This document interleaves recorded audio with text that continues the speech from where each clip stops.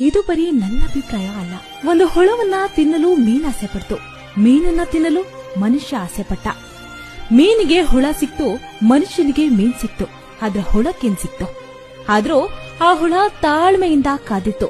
ಈ ಮನುಷ್ಯ ಮಣ್ಣಲ್ಲಿ ಮಣ್ಣಾಗ್ಲಿ, ನಾನಿವನ್ನ ತಿಂದೇ ತಿಂತೀನಿ ಅಂತ ಹೇಳ್ತಾ ಇತ್ತು. ಮನುಷ್ಯ ಅಹಂಕಾರದಿಂದ ಹೇಳ್ತಾನಂತೆ, ಈ ಭೂಮಿ ಬೆಲೆಗೆ ಎಷ್ಟೇ ಇರ್ಲಿ ನಾನಿದನ್ನ ಕೊಂಡೇ ಕೊಳ್ತೀನಿ ಅಂತ. ಆದ್ರೆ ಭೂಮಿ ತಾಯಿ ಮೌನವಾಗಿ ಇರ್ತಾಳೆ. ಯಾಕೊತ್ತಾ? ಈ ಮನುಷ್ಯನಿಗೆ ಯಾವ ಬೆಲೆಯನ್ನು ಕೊಡದೆ ನಾನಿವನ್ನ ಪಡಿತೀನಿ ಅಂತ. ಈ ಕಾಲಚಕ್ರದಲ್ಲಿ ಏರಿದವರು ಇಳಿಯಲೇಬೇಕು, ಮೆರೆದವರು ಅಳಿಯಲೇಬೇಕು, ಉರಿದವರು ಆರಲೇಬೇಕು. ಕರ್ಮದ ಹತ್ತಿರ ಕಾಗದವಿಲ್ಲ, ಕಾನೂನಿಲ್ಲ, ಪುಸ್ತಕವಿಲ್ಲ. ಆದ್ರೆ ಈ ಜಗತ್ತಿನ ಪ್ರತಿಯೊಬ್ಬರ ಪಾಪ ಪುಣ್ಯದ ಲೆಕ್ಕಾಚಾರ ಇರುತ್ತೆ. ಅದಕ್ಕೆ ಹೇಳುದು, ಬಲಹೀನರನ್ನ ಬಲವಂತರು ಹೊಡೆದ್ರೆ ಬಲವಂತರ ಹೊಡೆಯಲು ಭಗವಂತ ಬಂದೇ ಬರ್ತಾನೆ ಅಂತ. ವಿಡಿಯೋ ಇಷ್ಟ ಆಗಿದ್ರೆ ಲೈಕ್ ಮಾಡಿ. ಸಿಗೋಣ ಮುಂದಿನ ವಿಡಿಯೋದಲ್ಲಿ. ಇದು ಬರೀ ನನ್ನ ಅಭಿಪ್ರಾಯ.